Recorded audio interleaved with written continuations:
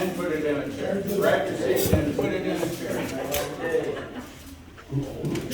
Well, as Benjamin alluded, Tim Glainer is doing better. I spoke to him. He came home from the hospital. He and Debbie are convalescing, driving each other crazy. He and I spoke last night, and I finally told her if she's going to keep interrupting him, get close to the phone so that we can have that conversation.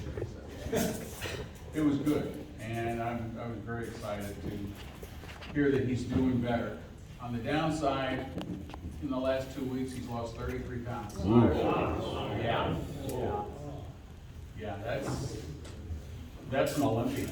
I mean, that's a lot of weight. So keep he and Debbie in your prayers and our other members that are going through this. Carson he's doing better, but his family is still having a hard time. That's why he's not here. He hopes to be here next week. So that being stated, one more quick announcement. I mentioned it last week, the Andy Brown Memorial Concert / fundraiser that was supposed to be Sunday the 8th has been postponed just due to COVID. They don't want it to turn into a spreader event, and we understand that. Plus, one of the acts was our own double clutch band, so it is what it is. Okay. Our Toastmaster today is Toastmaster Tabitha Rubel. Tabitha and I first met back in 1983 when we were at truck driving school. She quickly surpassed me. She was excellent at dumping and cornering. And I thought I would never pass her, and I was right. I ended up getting tickets. She won. She got a chauffeur's license. Next thing you know, she's hauling nuclear waste coast to coast, which explains a lot. Please join me in welcoming to the lectern a woman with no introduction, Toastmaster Tabitha.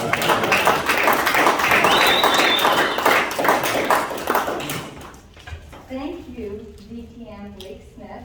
We all see that he's now on the skids.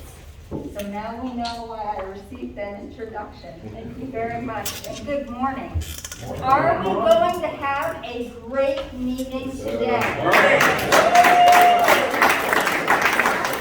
are. Small but mighty.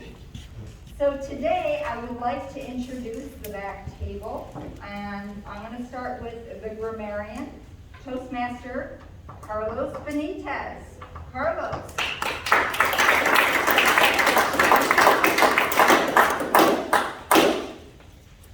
Muchas gracias y buenos días. Big English.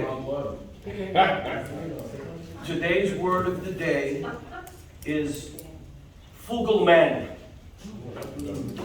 It's a noun. It means a leader, an organizer, or a spokesperson. The origin comes from soldiers that are placed in front of a military company to be good model during training drills. Pacemaker.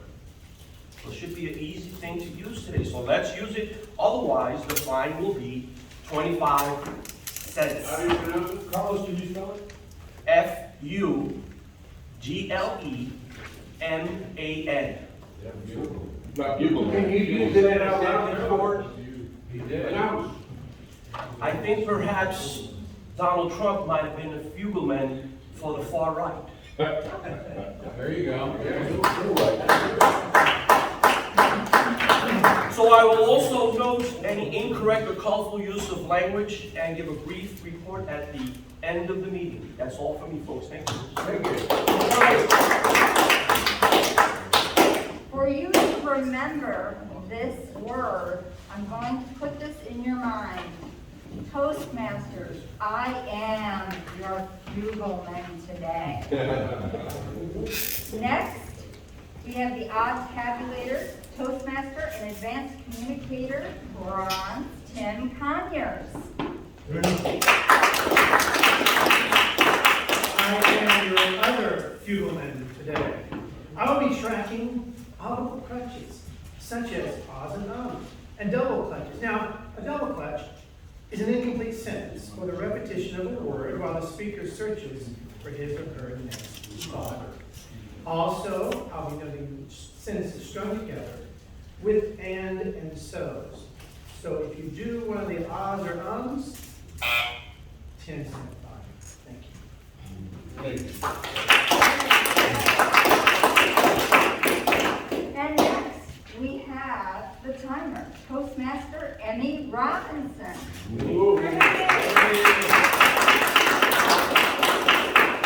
I'm excited to be in a room full of fuglemen, so it's my pleasure. I am going to be your timer. It's the first time I'm doing this, so you all qualify.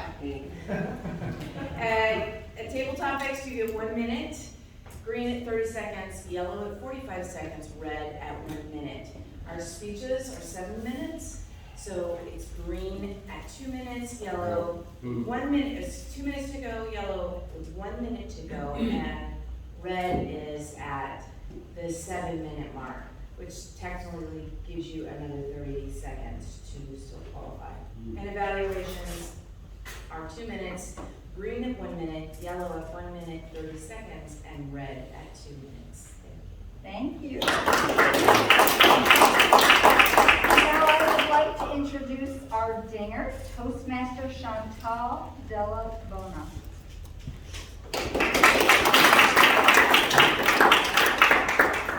Good morning, fellow fuglemen. I'm going to be tracking the word of the day and give a report at the end of the meeting. The day as you use the word is a fine of 25 cents. It is fugleman, which is a leader, an organizer, a spokesman, and once I hear you use the word, I would like to ding the bell. I will also be serving as a backup to the R tabulator by moving the R's or ums that are not buzzed, and I would like to ding the bell for each minute in fraction. It will look fabulous. Thank you.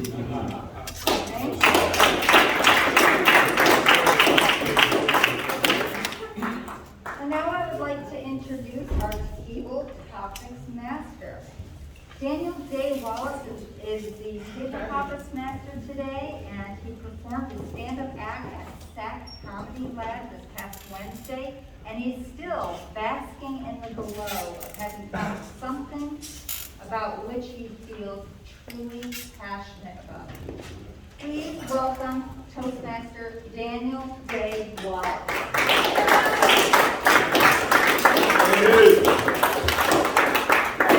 Thank you, Madam Tabletop, Madam Toastmaster. In honor of the Olympics, I would like to ask the question, should power walking be an Olympic event? And I'm going to ask this of a feudal woman, Linda Miller. I'm so sorry, can you repeat that question, please? Should power walking be an Olympic event? Question mark. Well, that is a great question, because last night I was on my trampoline, and I've spoken about this before, it's a little thing, and you just walk or you run. I choose to run. It's lighter on my knees and my joints, and I've been on that thing for an hour in place, in a fast pace. But I think it could be an Olympian sport, because it's the harder, the more fierce that you run, you're competing with yourself. And you could win a gold medal at the Olympics on a trampoline, right? Right. That's all I got to say today.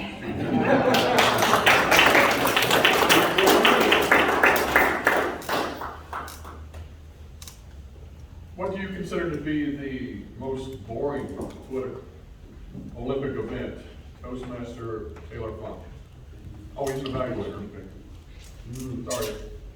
Toastmaster Mark Ayler. Mark.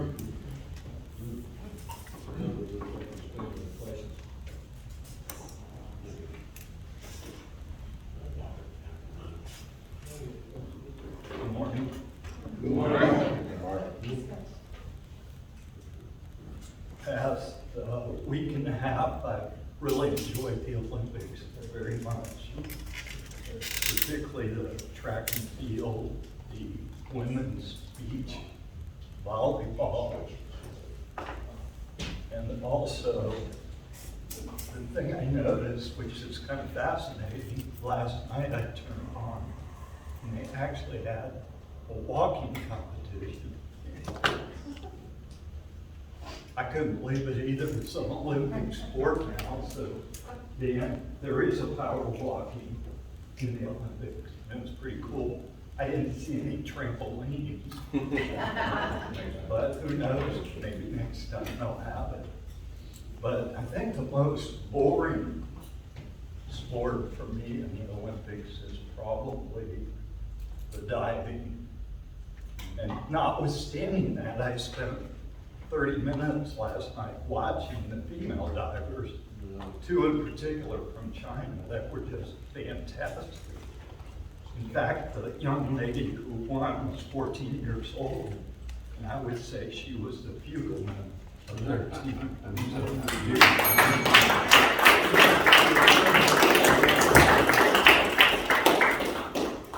Please tell us the event you would consider most suited for Toastmaster John Nuccitelli. And it's not your question, John, you're the subject of that. Sean Tucker.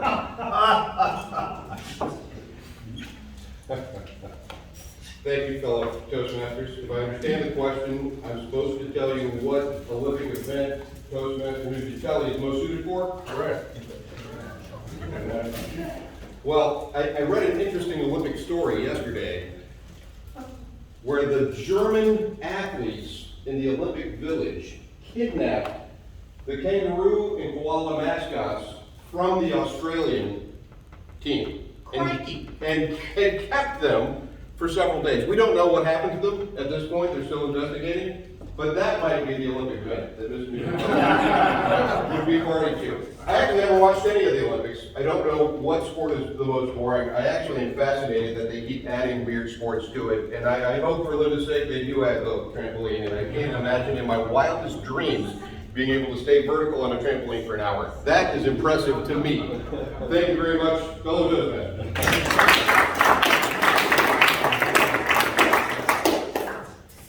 This year's winner in the Olympic event, pontification was Jordan Cameron. Tell us what you really think about dad jokes. Toastmaster Charles Huckabee.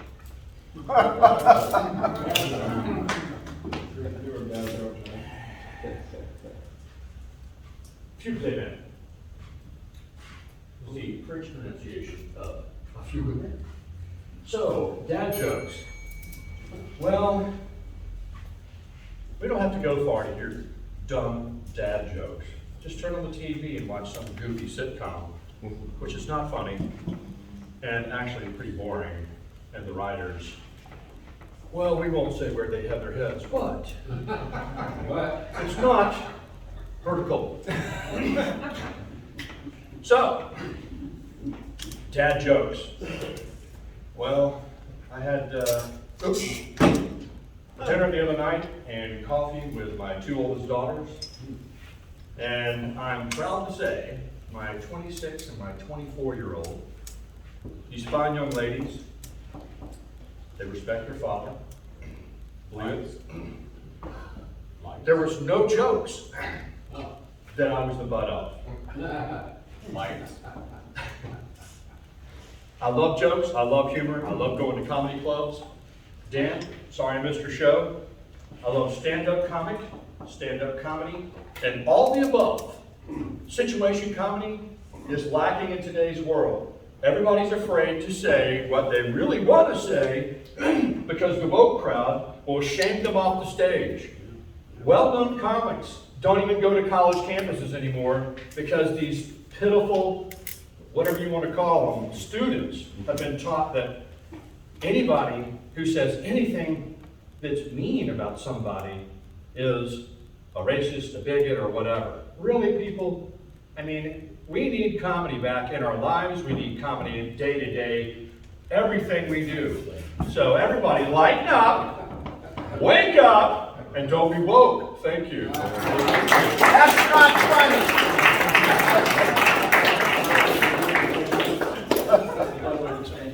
Now, if Presidents Biden and former President Trump were forced to run a 100-yard dash, who would die first? Toastmaster Roy Shear.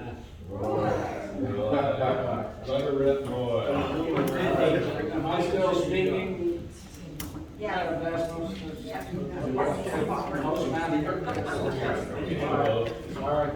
All right. I'll pass. All right. Okay, repeat the question. If President Biden and former President Trump were forced to run a 100-yard dash, who would die first? I'm going to try Toastmaster Alex Cardenas.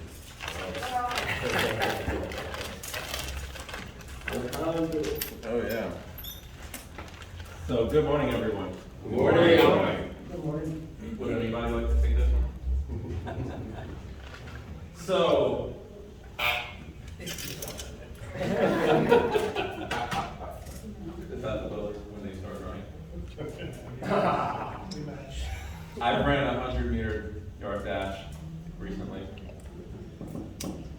And the one that would die first. Are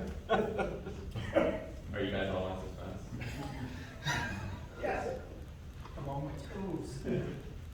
Would be one of the presidents. I don't know that I could answer that question, honestly. I don't know that either one would at this point. It's a tough question because I'm sure we all have our opinions about these presidents, things that we like about them, things that we don't like. The physical attributes, I'm sure, would be something that we all think one or the other could do better. So I will largely stay away from it, but I will tell you I favor one of them. Thank you. Everybody, what you think on that subject? Sure would be fun to watch, but. Okay. Should Caitlyn Jenner be allowed to compete as a woman? Toastmasters President, distinguished Toastmaster Blake Smith.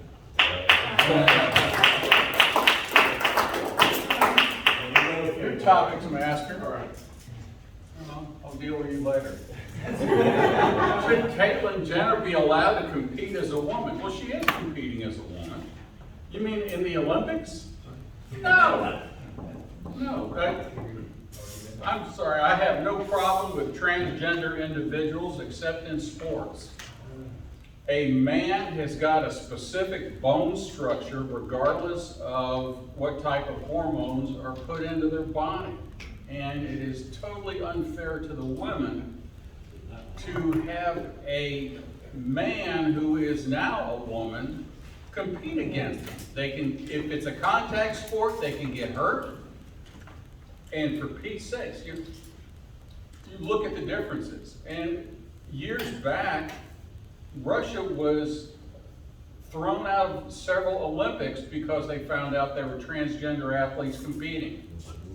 It's not fair to the ladies or to, well, specifically to the ladies that are competing.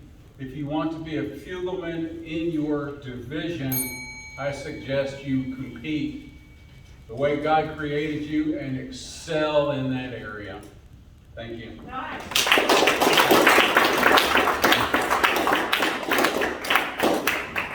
Thank you for that straight answer.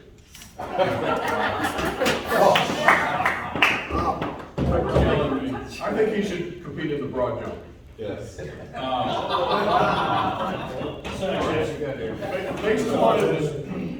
Based upon his name, what event do you think Mark Spitz should compete in this year? Toastmaster Tim Taylor. Good morning, Toastmasters. Good morning. Fugal men, fugal ladies, and to be politically correct, it probably should be fugal persons, correct? Mark Spitz, I watched Mark Spitz when I was a kid. He was fantastic. He was a great swimmer.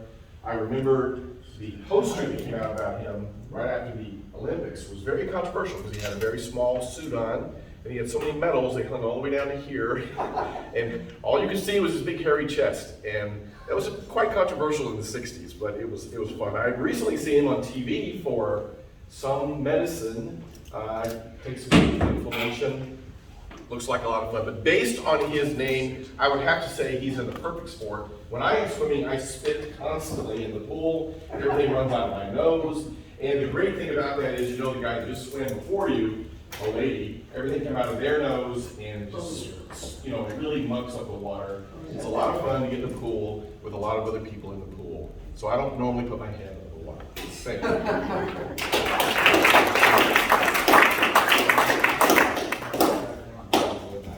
What's the best or the worst part about Greco-Roman wrestling?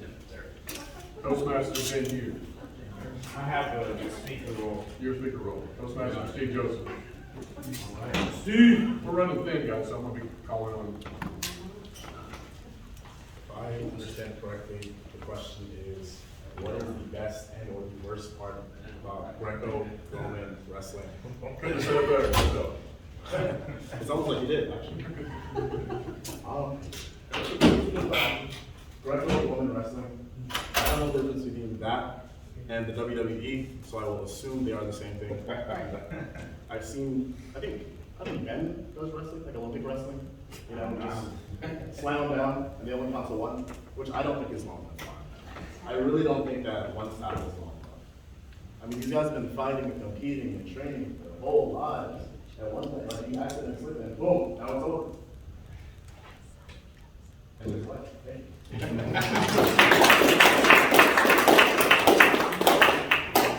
In order to graduate from college, I had to take a class in wrestling or modern dance. Which one do you think I took? Modern dance. Modern dance. So, if paddleboarding was changed to paddling like the nuns used to do in Catholic school, who would you most see being paddled? And this goes to Toastmaster John Newstell. Wide open, John. Well, he used to see me get paddled all the time. I went to Catholic school. The nuns were unbelievable. There was one nun, her name was Sister Veronica. Well, I heard her one time. She caught me taking rubber bands and hitting somebody with it. She came down the aisle and spreading the desk, come to me, and my light flashed before me. I said, oh, Jesus. So I went into the defense mode. She drags me up to the front of the room, throws me against the blackboard, and I had to take all this grief. And I couldn't tell my mother, because my mother and her were good friends, because my mother drove the school bus. So, years later, oh no, you're not going to be able to hear it years later. Thank you. I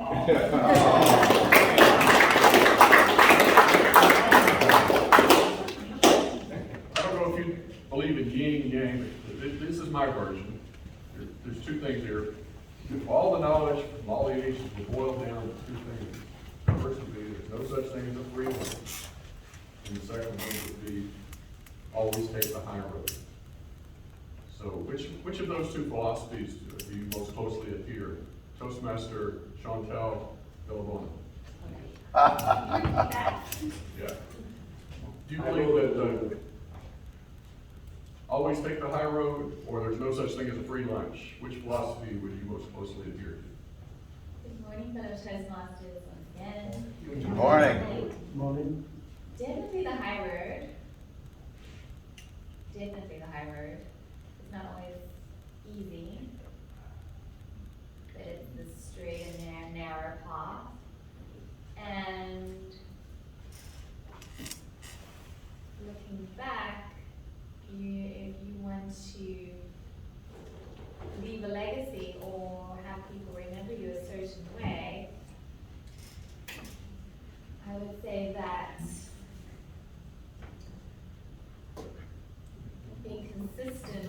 along that path will give you the ability to develop influence along the way, along life's journey.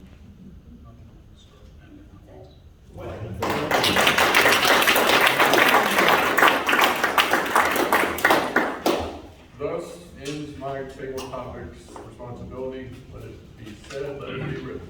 Thank you. Not qualified? Oh. All speakers qualified. All speakers qualified. Right on, well. Please vote for two. And 2-minute break.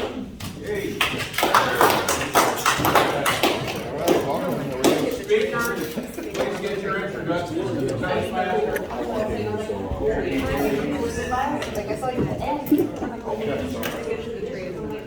And then I was like, okay, Yes, I just have security. I'm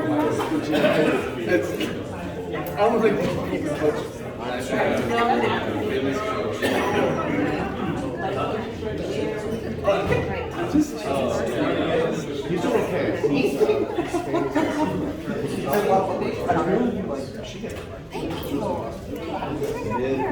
Good luck, boy, we're all counting on you. He got it, and she got it. She got it. For some reason, Chip.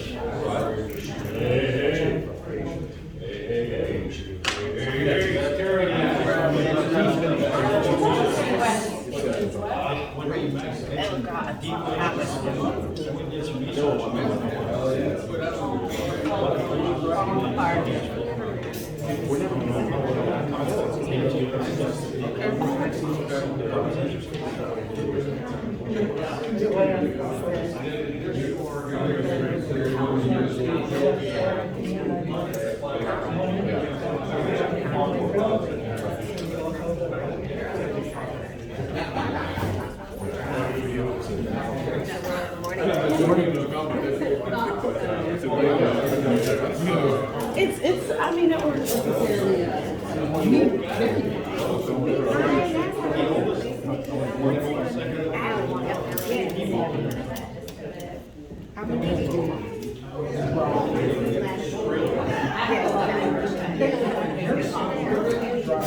I didn't notice that, there's a value in your security.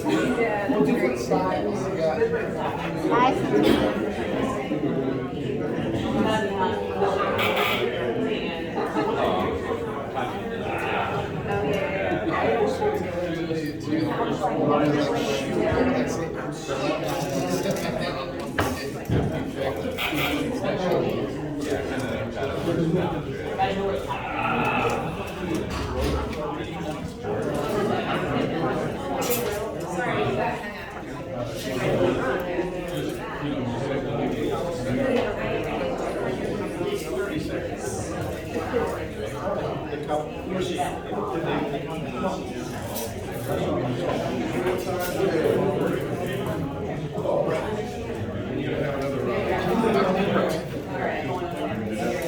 oh man, I had. You invited me over, but I couldn't do it. Yeah, I just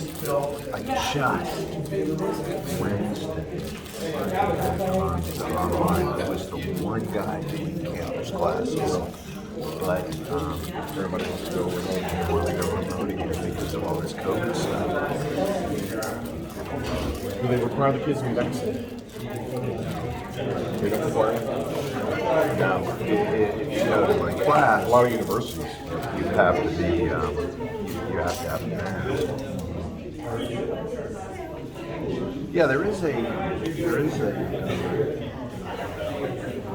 totalitarian. All right, everybody, let's take a Voluntary. Hey, take a seat.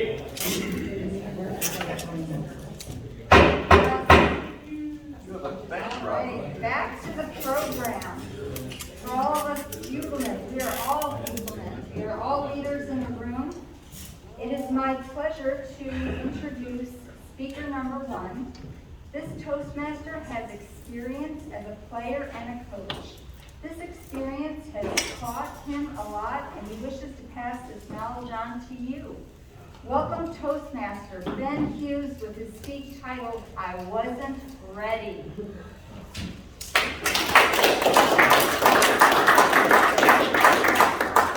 Good morning, Toastmasters. Good morning. Has everybody here played a sport in some form or fashion?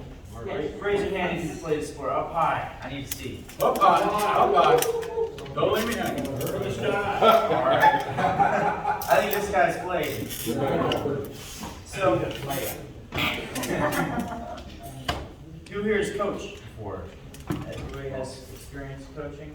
About half as many people have coached as played. Well, I have experience doing both, and let me tell you, they're quite different. When I started playing, I thought things were very difficult.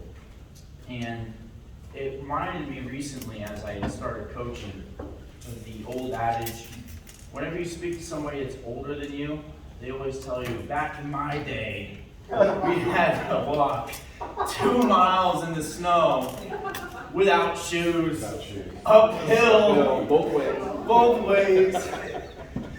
And I realize now that it was not as difficult as I once thought it was. I'm making them do push-ups, and I coach 12-year-old football.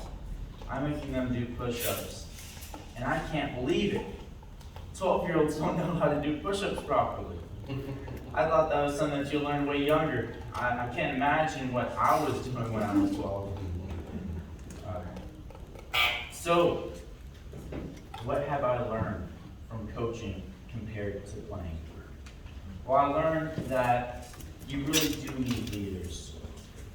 When I was a player, I always tried to be the leader. I tried to hustle so that the coaches would recognize me.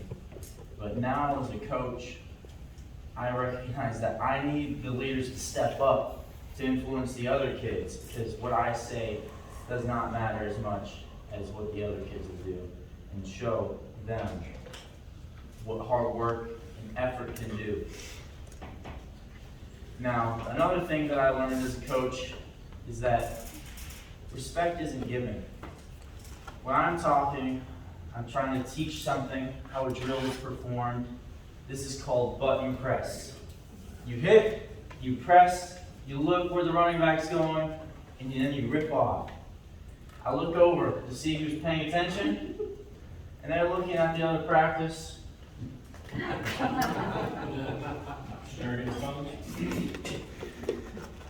You could say it's like a kid staring at their phone at the dinner table. You're talking to them like that. And it's the most aggravating thing ever when you're speaking and it seems like nobody's listening to you. It'll make you go crazy. You caught me. Well, another thing is when I make them do push-ups as punishment, I get told, only 5? I'm trying to teach a drill. I don't have all day to make you be punished. So it's really difficult when you don't have the leaders in front of you to inspire the other kids, get them on their game. That way I don't have to keep repeating myself. And the people that played and were coaches, did you have a similar experience? Yeah. Yes. Yes. I'm just wondering if it was my kids or is everything that everybody experiences. Well, coaching 12-year-olds is a real challenge. I think I've said that multiple times in this speech, and I just really want to emphasize that point. When I went to become a coach, I wanted to become a bugleman. I wanted to lead these kids and teach them how the sport is done. Well, they mistaked me when I did the background check for a fugitive. See, there's another Benjamin Hughes with almost the same exact ID as me, and about the same age, and he also lives in Florida, and I got to find out that I apparently have an alleged DUI, so I had to get that straightened out as well. But I don't have a DUI. Just to clarify that. The other Benjamin. Brother Benjamin Hughes. Yes.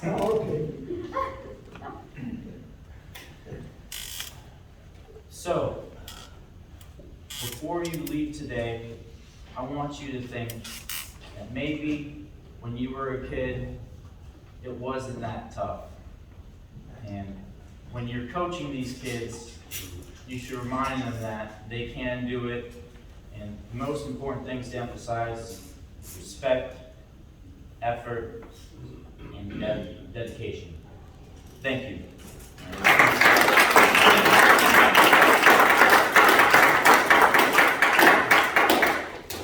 Thank you, Benjamin Hughes. And thank you for clarifying it wasn't Benjamin Arubia getting a DUI. Ben was actually solicited during table topics to present, so that was an excellent presentation.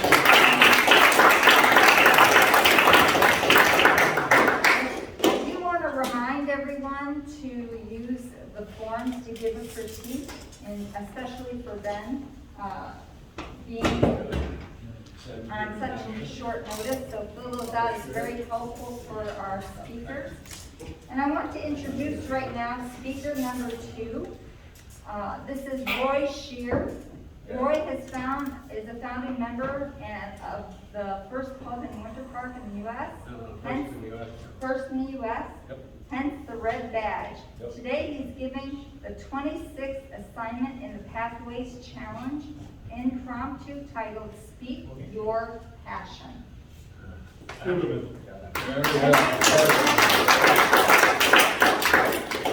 Say passion. Passion. Look it up. Must be a joke. Good morning, so good to be back. I skipped last week's meeting because I was afraid of the old virus flying around again.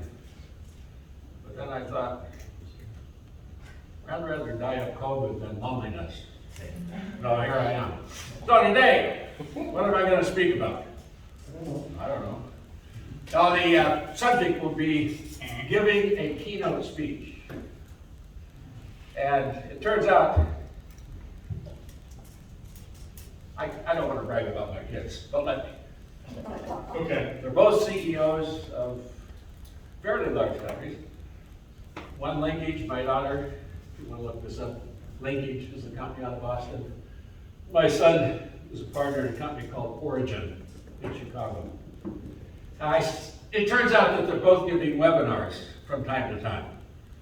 And I had the thrill, not long ago, I don't have much to do with my time, of listening in the morning to my daughter's webinar and the afternoon to my son's.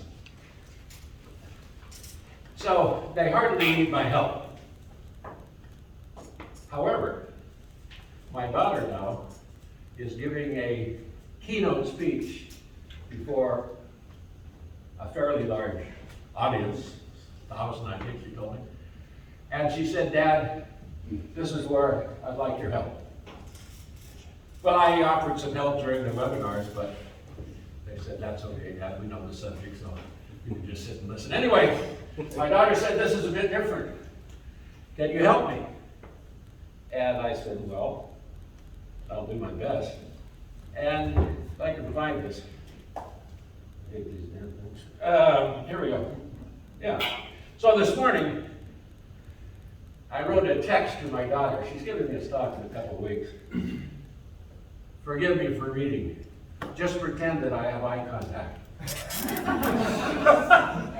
I've started to listen to TED Talks while I'm riding the bike at the gym. You don't think this body is built naturally. A lot of work. Yesterday I heard what I regard as a perfect model for a keynote. It is called Tales of Passion. That's where that title comes from. Passion. That's the only passion I'm going to get these days. Anyway, it was called Tales of Passion by Isabel Allende. I recommend you listen to it. Not so much for the topic, although many of you wouldn't. Let's get on with this. The Tales of Passion. Her speech had a message, stories, and humor, and her theme was directed at women's issues. And that's what my daughter's company is about. Presenting seminars and conferences in leadership, but they have switched pretty much to women's issues. And I'm not suggesting, Jennifer, that you copy her style. Jen, that's never a good idea. You must put yourself into the speech. But the elements I mentioned are instructive.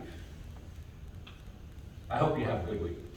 So, she's going to, we'll work a bit on the phone. She lives in DC, so we won't be doing this live. But we'll Facebook, and I'll make a couple of suggestions to her, which she may or may not take. I always tell somebody, when you're getting suggestions for a speech, you'll get 500, throw 400 out, or there might be a good one in there somewhere.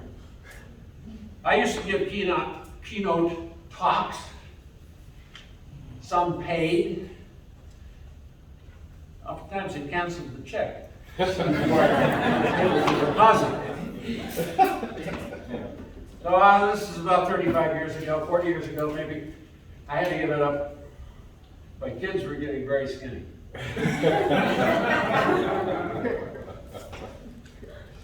Now my daughter has hundreds of stories to tell, and the interesting that we're talking about the Lindas today, her job, second job with Coca-Cola, was taking the torch around the United States. Not running it, obviously. They had it in a van. She would be the advance person, interviewed by the press, and how many times, she said 10,000 times she was asked, what happens if the torch goes out? Everybody wanted to know that. She said, have you ever heard of a simple later? Light it again in the van. So she has a lot of great stories there. She's worked in consulting for 30 years or so on leadership and training and so on. So I'm telling her, Jennifer, mine your stories, mine the stories. Speeches that people want to hear about stories. You've lived them. They're your stories. So she's getting there. She's getting there in that regard. She has a great story about, she's a pretty aggressive girl. And by the way, speaking about sports, she was on the Winter Park High School girls team 3 years ago, 4 years ago, who won the state basketball championship. And she was voted MVP of the tournament. Oh. Hey, how about that? As a matter of fact, when she comes down here from time to time, she goes to the Winter Park gym and looks at the banner. Just to enjoy that. So, again, another story she has. She talks about that one a bit, about how sports can influence your life and using the principles in sports. And Ben, I'm glad you right here. That looked like Ben. You were sitting back there. Ben! So that can set your life a bit. She has another story because she's talking about women's issues. Well, in that story, someone says, you are a razor blade inside a cupcake.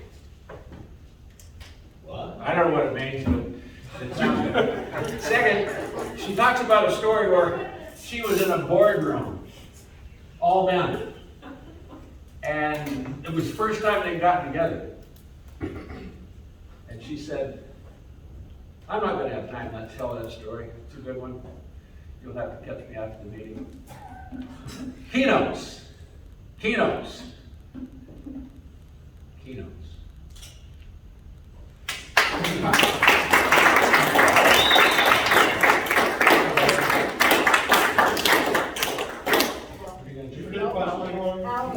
Here. Ouch!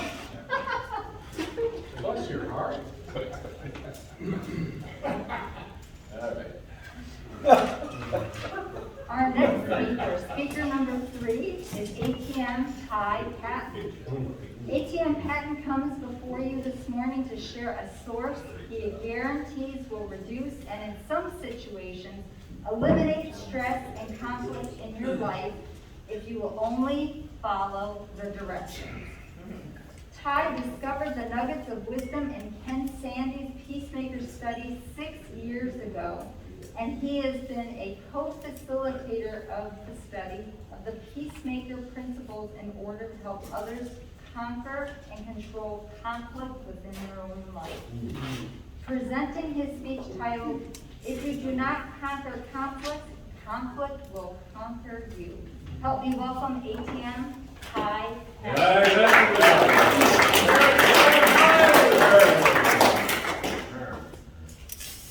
How many of us in this room have conflict in our life? Show of hands. Never. You don't have conflict, Ben? No. All right. Well, you should be up here giving this speech. Fellow Toastmasters and guests, members of the head table. Conflict is inevitable. It's going to happen no matter how much planning we do, no matter how much we love the other person and are just willing to lie down and let them walk all over us. Conflict is going to happen. However, when approached properly, it can be very productive. For example, let's say I go home and let's just pretend and fantasize that I'm married. And then I tell my wife, hey, I got that promotion and the pay raise that I've been looking for. An extra $35,000 a year. Let's go out and celebrate. And she says, oh, that's wonderful. I've been wanting to try this new sushi bar. Sushi? I deserve steak. That's a conflict. As minor as it may be, it's still a conflict. So how we approach that depends on whether we're going to escalate it or whether we're going to de-escalate it. So consequently, there are different ways that you can do that. I might say, okay, we'll do it your way. You always get your way. Which way do you think that is? Escalate, yes. Didn't even get the full question out. And this man already knows. He is a wise man. I've learned from mistakes. He's an even wiser man. One of the things that Ken Sande talked about, he was a family attorney. And he had seen many broken homes, a lot of broken lives, many damaged children from those broken homes. And being the Christian that he was, he knew that there had to be a better way than just simply what the legal system provided. So he wrote the book called The Peacemaker, 1986. And it got nuggets in here that are just remarkable. Now, first of all, I want to say, when we think about things, regardless whether it's Mahatma Gandhi, whether it is Ken Sande, whether it is any religious leader or any person we know, it makes no difference what the religion may be. If it's a good point, if it's a great theory, philosophy, we should grasp it and live with it. Okay? I preface that to say that this book has probably about 5 to 10 references to Scripture on every page. You don't have to buy into Christianity in order to accept the good philosophy that is there. Okay? For example, Mahatma Gandhi stated, forgiveness is not provided by the weak. Forgiveness is given by the strong. You have to be a strong character before you can forgive someone else. And so consequently, it makes no difference what Mahatma Gandhi's religion was. It's a great, great philosophy. And so I adhere to that. The items that are in here, will help to minimize, and in some cases, eliminate stress in your life, conflict. For example, we've got the book. We also have a cheat sheet. I've been teaching this, co-facilitating this for almost 6 years now. And one of the things that's great about this is that we actually have people that will come to us who have gone through the program and say, wow, can you do some conflict coaching resolution for our family? So we've had a number of people that come in, not only with the husband and wife, but also with their teenage children. So when we hear about the teenage children and how challenging they can be, the conflict resolution coaching session, it can be pitched that. But one of the things that's great about this program is that we have the cheat sheet. It tells you how to resolve conflict, how to make an apology. How many of us think we know how to make an appropriate apology? Not very many of us. And you know what? This is not a put down to you. It is difficult to have an effective apology because we have to approach everyone that's involved. Nobody that's outside of that spectrum, but all that's involved. We have to eliminate the use of but, so, then. Tim, I wouldn't have lost my temper, but you made me mad. Everything after the word but is needless. That's okay. It is not an apology. And so consequently, we want to go ahead and eliminate those types of words. We also want to allow the other person to heal. It's important. If I've hurt my evaluator, and I say, you know what, Bonnie, I'm really sorry. I didn't mean to embarrass you in that social setting. Depending upon how deeply that hurt runs, she may be able to say, oh, that's okay, not a big deal. Or it may have really been something that hurt her deeply because it was something that took her back to her childhood memories. And it may take much longer for her to actually forgive me. It's not for me to say, Bonnie, look, you're just going to have to get over it. No. So consequently, we need to allow that other person time. This study is 10 weeks long. We'll be given another one starting September the 10th. And if you know anyone that wants to help eliminate stress in their life, or at least to be able to control it a bit, I encourage you to have them to get in touch with them. Be happy to have them in the class and be able to remove stress in your life. Toastmasters.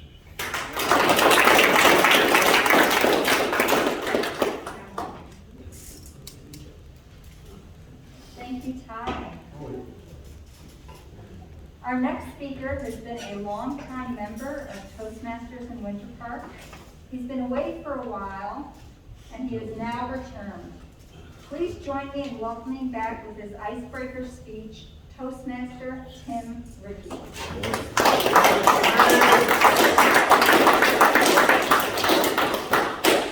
How many Toastmasters are new in here in the last year? Me? Oh, good, I'm in the right room. I'm going to do an icebreaker, and it's 3 parts. There's an opening, a body, and a close. So that you know that you're joining the club, we get to know you as a member, as part of the club. And every club's a little different, as some of you have found out. So I'm going to start mine with, in April 22nd, 1941 at 6:30 in the evening, a little boy was born in Chicago. His name was Tim Rickey. And a few months later, another guy was born in another city, and he's sitting at the end. His name is Roy. So I'm the old guy here, not Roy. Right, Kim? Oh, darn. 2 months, you got me by 2 months. 2 months, I got you by 2 months. But I was born in Chicago, and I had my first business at 4 years old. I was sitting on the running boards. Anybody know what a running board is? A big trucks with, running board. I was sitting on a running board after a game at Wrigley Field, which I could see from our porch. That's how close we live, in a place called Wrigleyville. That's what they call it in the community. And as I sat there, the game was over, a couple walks up and said, "Oh, you watched my game watched my car while I was at the game." And he put a coin in my hand. And he closed my hand around it to let me know it was mine. So I ran upstairs and said, "Mommy, look, money's." Now I had no idea how much it was because I'm 4 years old. And she put it in a little piggy bank. And she said this term, and I didn't know what it meant for years. She said, "Oh, we have a little entrepreneur in the family." 40 years later, 50 years later, I wrote a book called Kidpreneur. And it talks about that event and what occurred to me. So from there, we moved to a city called Villa Park, Illinois. Has anybody ever heard of it? Anybody ever heard of Ovaltine? Nobody's seen, oh, okay, so you heard of Ovaltine. That was manufactured in Villa Park, and I remember when my brothers and I first saw that, oh my God, it's real. You know, you see these TV commercials, well, no TV in those days, but you see the commercials and stuff like that. I did send in for my ring, you know, the little ring they talk about in the Christmas story. Unfortunately, I didn't put a return address on it. I didn't know that. But in high school, I went to York High School in Elmhurst, Illinois, and there's two lessons I learned from teachers there I never forgot and prepared me for life. One was our social studies teacher. He walked into the class, his first day of teaching. He puts his feet up on the desk and he said, "I think the only kind of business this country should do is big business." And we're looking at each other, and where's he going with this? He didn't go anywhere with it. But all of a sudden, you hear these little, "Oh, that's right, man, what do you think?" No, honey. See, he made us think.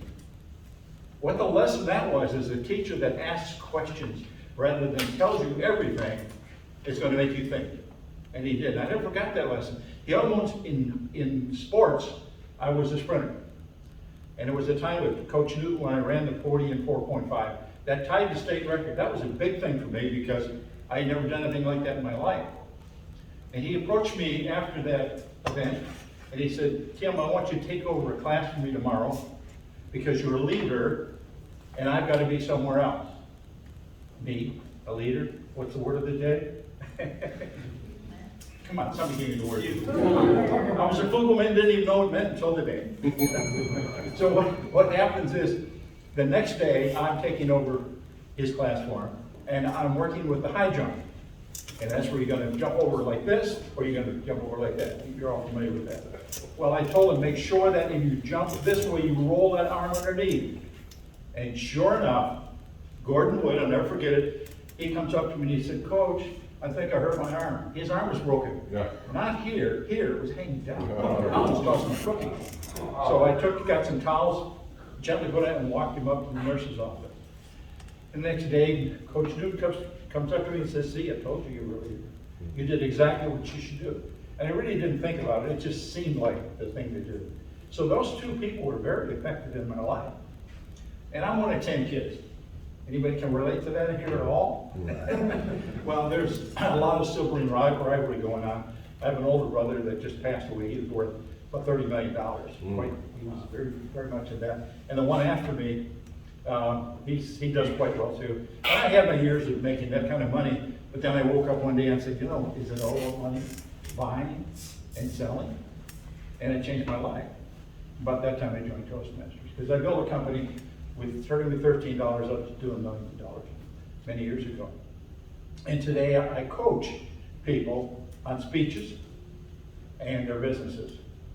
And the way I got into it was very unusual. I got a phone call one day from reading Tony Robbins' book, The Awaken the Giant Within. And it's a girl called, she said, "Mr. Ricky, we found your resume.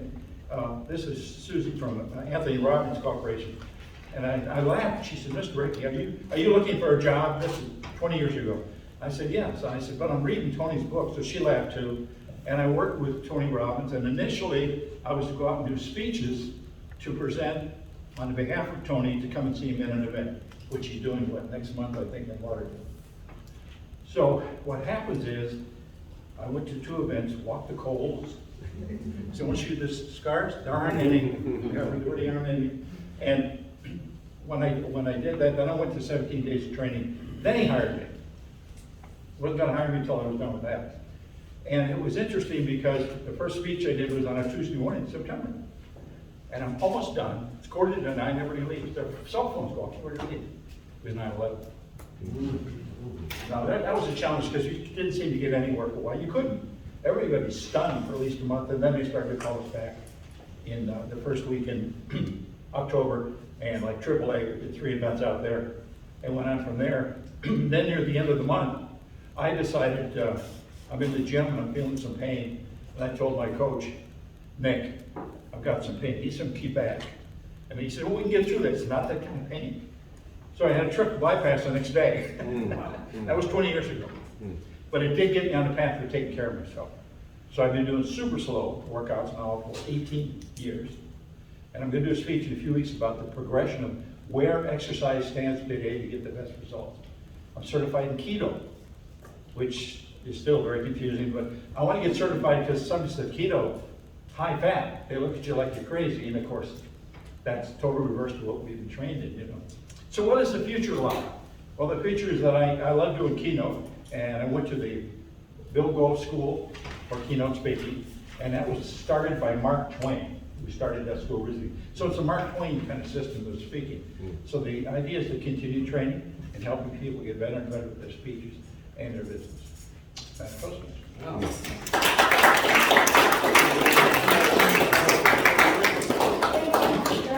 Tim Rickey. I want to check with the timer to see if everybody qualifies. Yes, everyone qualifies today. Okay, so you're going to conduct a vote for the best speaker. I want to remind everybody to fill out your evaluation forms. These are very important for the speakers, so please do that. Please vote for 2.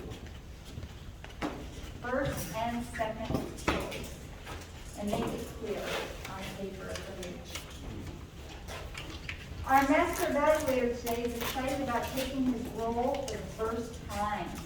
Eager to focus on a wider view of the overall meeting, please help me welcome to the lectern, James Ridge. Toastmaster James Ridge.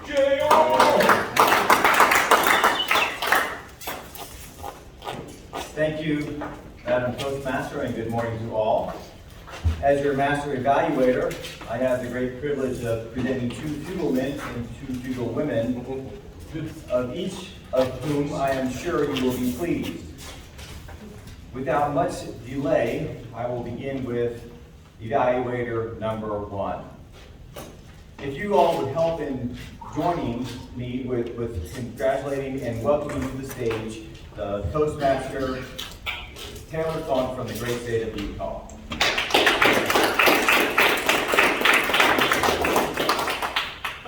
Thank you for that intro. Good morning, fellow Toastmasters. Good morning. Good morning. Is anyone else incredibly impressed by Ben's ability to just go off and off?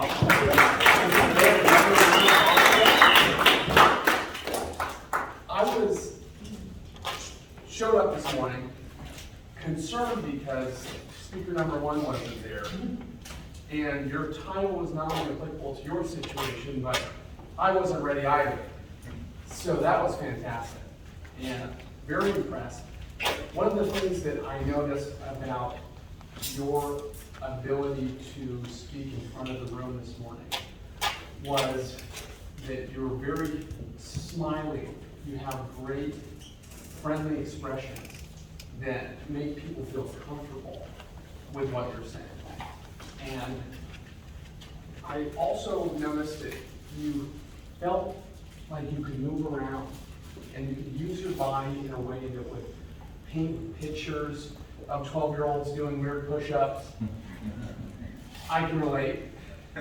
Or you yourself coaching them directly in some of the lessons that you learned directly, which I thought were very wise as well.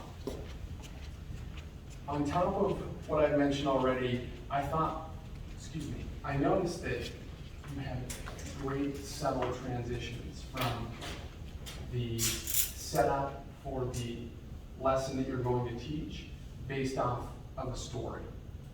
And I noticed that they link together, I would describe as seamlessly. But I take it with a grain of salt. I am fairly new, so anyone wrote down feedback on that. I also enjoyed the portion that you spoke about the other Benjamin and the humor that you tied in as well. And that is my feedback for you this morning.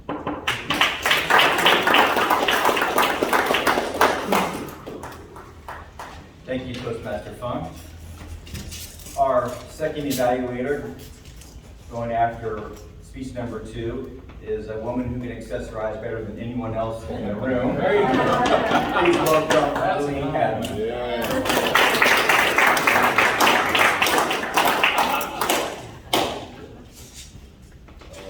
Good morning, Winter Park Toastmasters. Good morning. I'm evaluating Roy. I think I'm not qualified. You know why? Roy is my coach. He's my speech coach. How I evaluate him? But I have to do it. I said, yes, I can do it. How do you speak keynote speech? That's wonderful. People talking. And he delivered very well and easily. Look at his gesture. Open up. Always like this. Welcome you over Toastmasters. The gesture is wonderful. Gymnastic. Ready. We always should have his gesture like that. Gravity.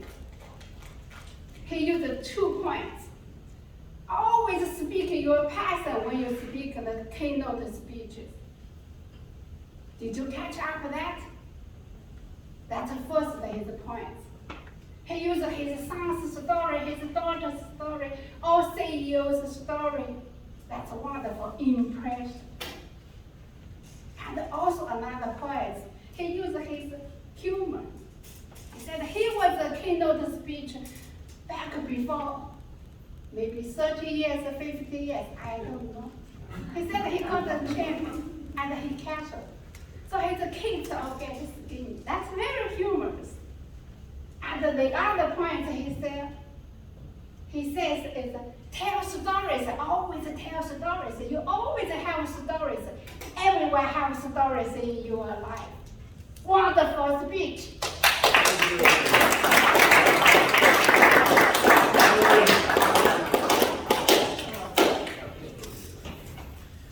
Our next evaluator is a professional woman with a rare ability to tell you exactly how it is and still have you walk away with a smile. Please join me in welcoming Toastmaster Bonnie Patterson.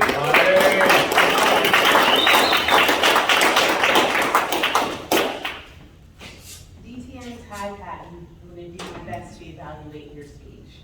If you do not conquer conflict, conflict will conquer you. I'm going to start with what you excelled at, which is basically everything. Connecting with the audience prior to taking the lectern. You were extremely informed, your intro was extremely informative, so you know exactly what you were going to be speaking about. You came to the front, you hit the ground running with your voice, engaging with the audience, asking questions throughout the speech, interacting with Taylor and Tim and myself. You did a phenomenal job with that. You were the embodiment of a DTM, a few women of our club, and an example to someone like myself whose intent to speak is motivating and influencing people, so thank you for that.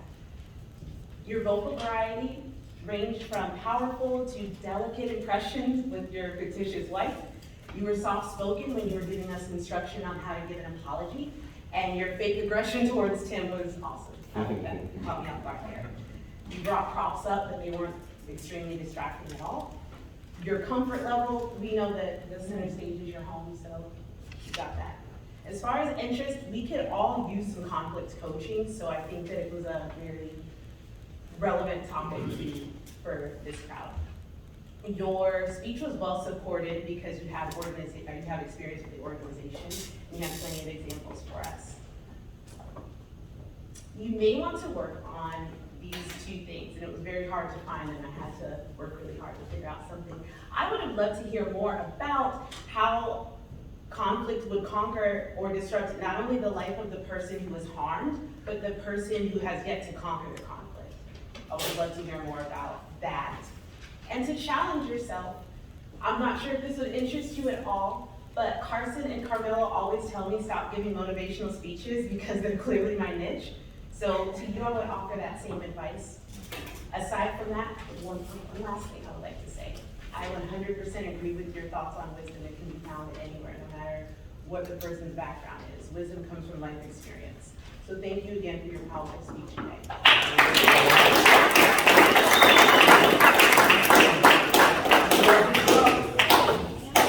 As a formality, I will introduce the man who needs no introduction.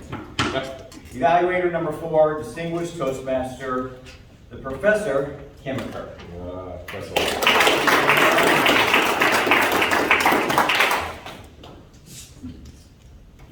Wow, what a great speech. Tim, of course, is a seasoned veteran in more ways than one, and his speech reflected that. Consider some of the pre-speech protocols. He's dressed nappily. When you dress the way Tim did, you're showing your audience that you take yourself and them seriously. It's not a small matter. He had a good introduction that launched his speech, and then he followed on the heels of that with a pretty good opening, letting us know where he was going.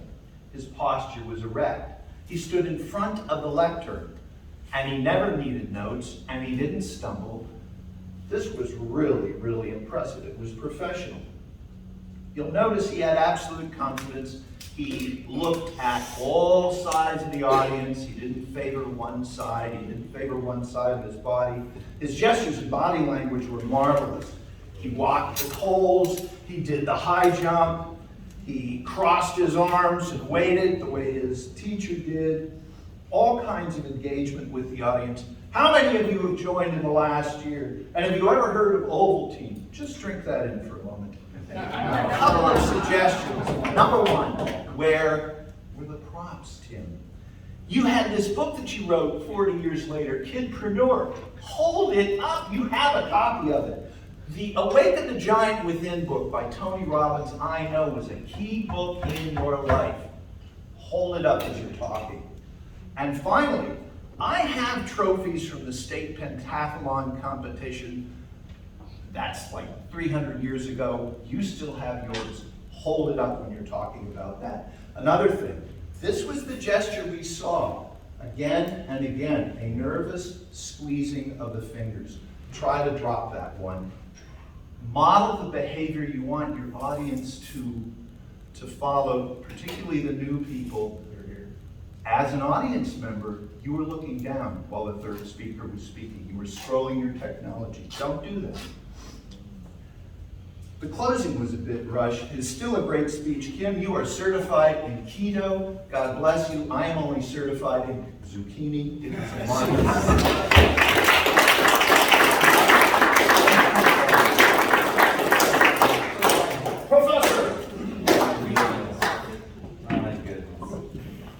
Madam Timer, did all evaluators qualify? All of the evaluators did qualify. Thank you so much. If I could kindly ask each evaluator to stand, face away from us towards the wall, we will hold a vote. By a show of hands, if you could, that's Professor. If you could vote for the person you think is best, and first we'll start with is evaluator number 1. Taylor, I'm sorry, forgive me. The name, I will give the name from now on, Taylor. Evaluator number 2, please. Lillian Catlin. There you go. It's 14.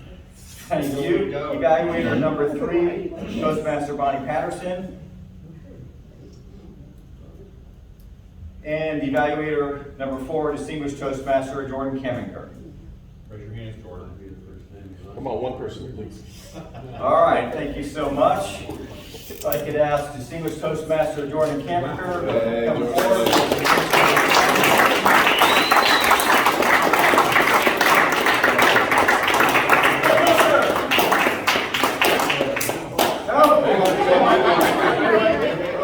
Vice President of PR is in the house. Bounce, Jordan, bounce. Thank you. Number 9.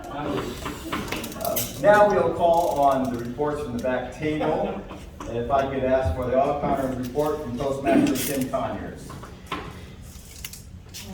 Not all ands or so's are created equal, I found out. Some are so smooth, they're hard to catch, and they seem appropriate. Nevertheless, I tried to catch them, although you might not have heard the buzzer in each instance. Charles Huckabee, 3. Alex, 4. These were ands and so's, by the way. Tim, sorry, which one? That must be you, Tim. 1 hour, Steve Joseph, 1 hour, Ben, 6 and or so's. Tabitha, 3 and or so's. Lori, about 7. Ty, skip that. Tim Ricky, 2 and or so's. Jim, 2 and or so's. Taylor, 2 and or so's. That's it.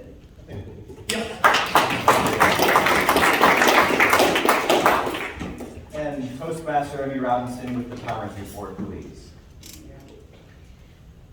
I'll start with the table topics timing sheet. Linda Miller with 46 seconds. Mark Ayler with 1 minute 24 seconds. Sean Tucker, congratulations, to 55. Mark.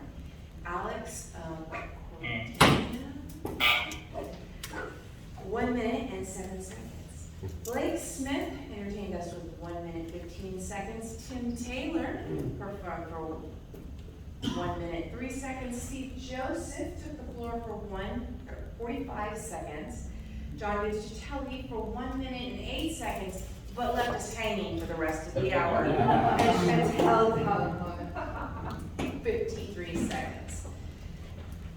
The evaluations, Taylor Funk at 2 minutes 11 seconds. Lillian Cattleman gives an evaluation for 2 minutes 5 seconds.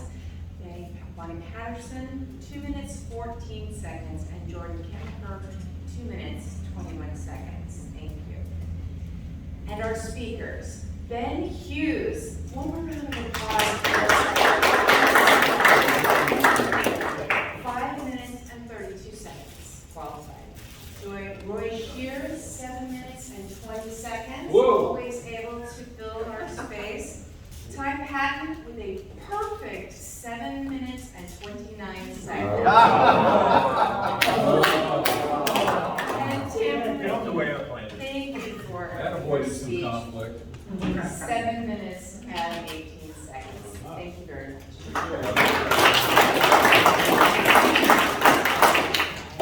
And with our Dingers report, Toastmaster Chantal Delabona. Okay, so if I announce your name, then you owe 25 cents. If I do not, you're off the hook today, and you use the word hugelman. So 25 cents goes to Linda Miller, Sean Tucker, Roy Shear, Alex Cardini, Steve Joseph, Ben Hughes, Ty Patton, Taylor, Lillian, Bonnie.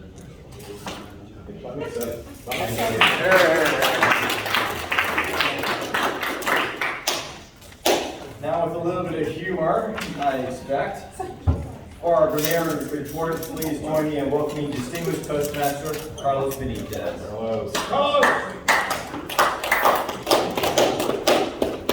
I'm very pleased with the use of the word fugelman. Danny told us about fugal women, and Tim Taylor told us about fugal persons.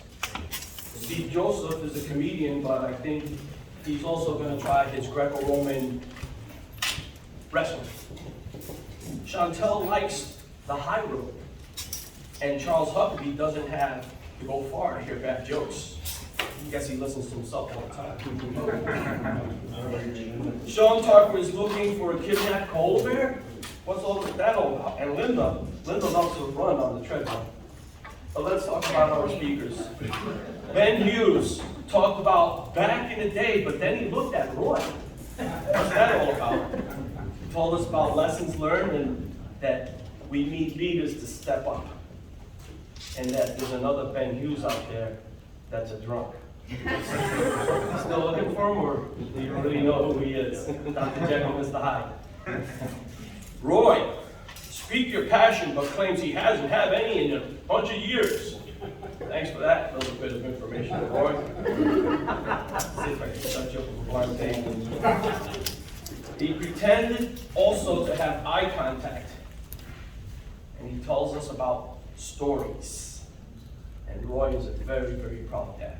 Love to hear that. TIPAD, conflict. Talk about better ways. Go with your greatness no matter what. His philosophy, although is very apologetic. Tim Rickey, kidpreneur. You still have that quarter with you? He didn't know he was a fugleman until today. What's up with that? And he started with a quarter, and he hasn't stopped since. Great, great. JR. No, I'm sorry, let me, JR. JR, I didn't have much to say about you today. But Taylor Fung noticed a lot about that. Wish you were interested. Very observant. I had his initials on it, but I didn't put any comments. What can I say? Lillian Cattleman, I love the way you speak. Protege evaluating the coach. Very enthusiastic storyteller. See where you get that from. And Bonnie Patterson, an embodiment of our club. You look great. Center stage is your home. I love that saying. Jordan Comaker, I could write a book about you, my friend. A man who needs no introduction. Drink that for a moment. And he's certified in zucchini, among other fruits and vegetables. Lastly, Tim Conyers, not a lot of ahs and ums, are all the same. So what about that? All right, thank you, that's it. That's all I have.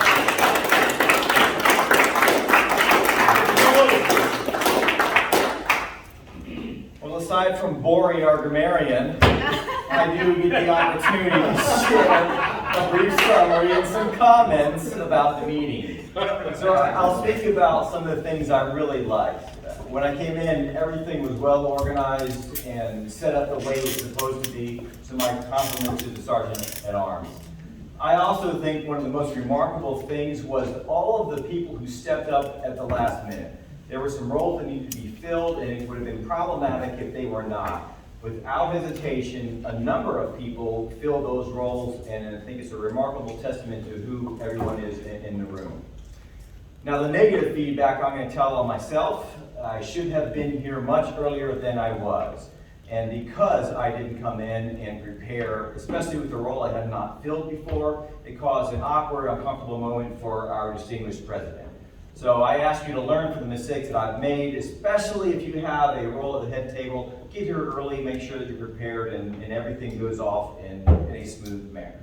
So thank you for that time. Thank you for the opportunity to serve as your master evaluator. I will now turn it back to our Toastmaster, Madam Tabitha.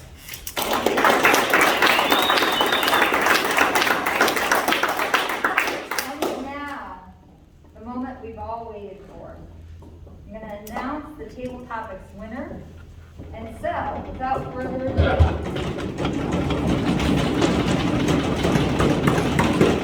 first runner-up is Tim Taylor, and the winner is Sean Hall.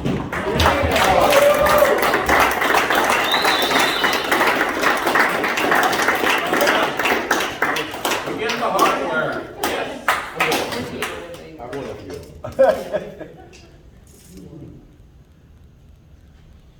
All right, good job.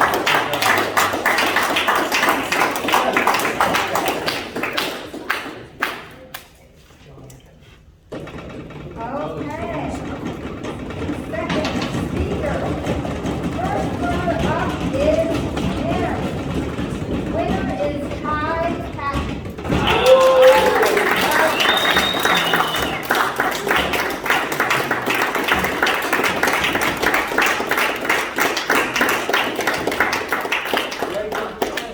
Going for the gold, baby. It's been my pleasure serving as your Toastmaster, and it's been my honor to return the lectern to our president, distinguished Toastmaster Joy Smith. Great job!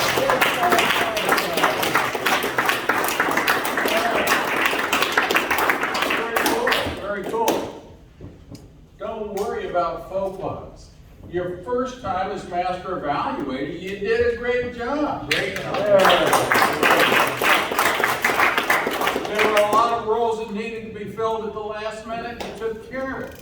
Tabitha Rubel, first-time Toastmaster. Great job! Again, there are a lot of roles that needed to be filled at the last minute. We all pulled it together. That's what being a winter Parker is all about. All right, some quick housekeeping. If you gotta use the door and someone is speaking, go out the back door. I know it may mean that you gotta cross your legs a little bit when you walk, but respect the speaker. If you are not vaccinated, you are kindly required to wear a mask. Okay? I don't want to go back to Zoom meetings. Okay? I just don't. So the way we're going to do that is we protect each other, respect each other. All right? Questions? See me after the meeting. Kim Gleaner, I forgot to mention, if you want to reach out to him, use text, use email. He's not up to taking a lot of phone calls. So use your own conscience there on that one. Earlier this week, I got sent some Andy Brown grammar jokes. Since we can't do the Andy Memorial Concert, I got a couple of walked into a bar jokes for you. Ariel in Times New Roman walked into the bar. The bartender said, "I'm sorry, we don't serve your type." The past, present, and future walked into a bar. It was tense. All right, taking in on that roll, Fun and Pun Award to the man that owes us the rest of the story about the nuns and the Mortal Kombat at the Catholic school. Fun and Pun and John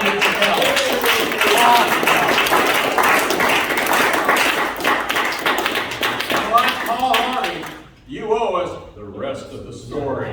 So you want to hear it? Not now. Put it in a speech. Not now. We're about to end on time. Do I have any Toastmaster-related announcements?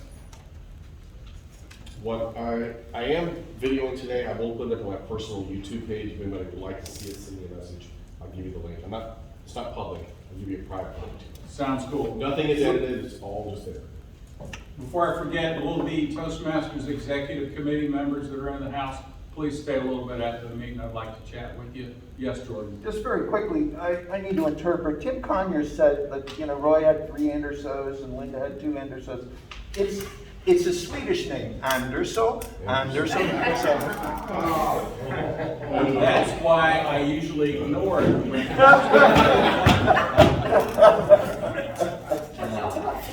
Our thought of the day from Toastmaster Sean Tucker. I'm a big fan of the Harry Potter series. I've read them about 7 times. And the 4th book, there's a passage that keeps coming to mind over and over the past few weeks. Dumbledore is giving advice to the students about some dark times that are coming ahead, and he says, "Soon we'll have to choose between what is right and what is easy." And I just think that's great advice all the time. So Toastmasters, always choose what is right. Have a great day. You remember.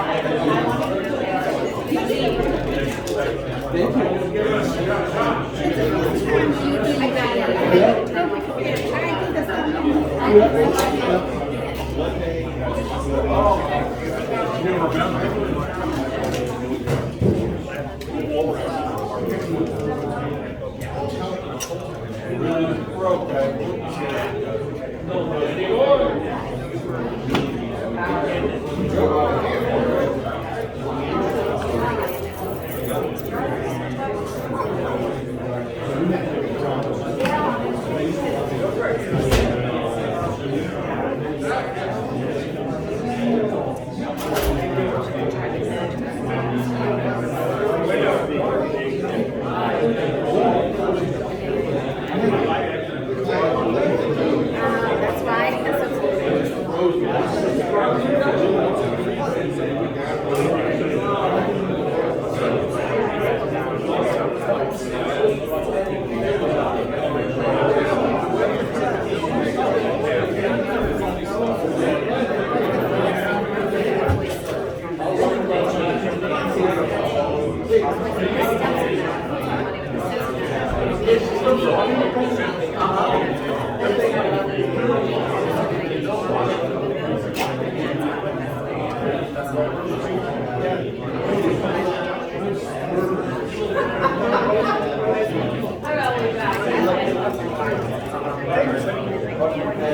Good job, you did say the word there. They told me that. Last time we specifically say